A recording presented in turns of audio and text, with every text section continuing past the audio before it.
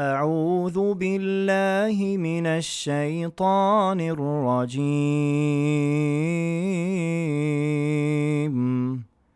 بسم الله الرحمن الرحيم.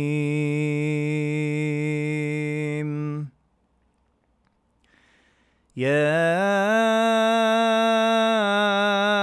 أيها الذين آمنوا كتب عليكم الصيام كما كتب على الذين من قبلكم لعلكم تتقون.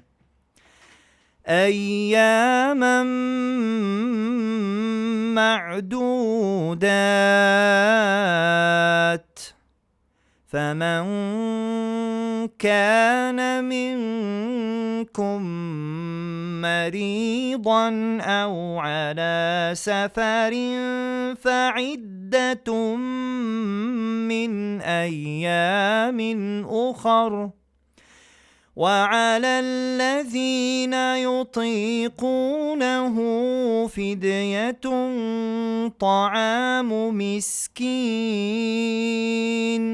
فمن تطوع خيرا فهو خير له، وأن تصوموا خير لكم إن كنتم تعلمون.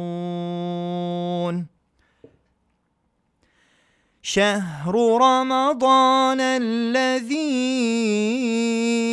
أنزل فيه القرآن هدى للناس وبينات من الهدى والفرقان،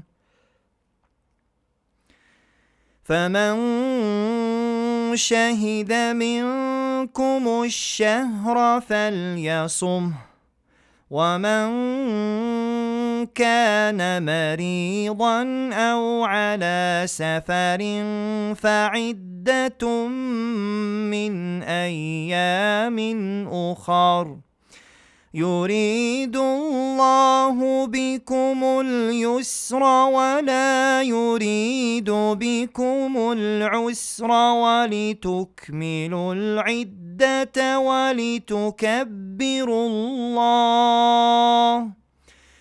ولتكبروا الله على ما هداكم ولعلكم تشكرون.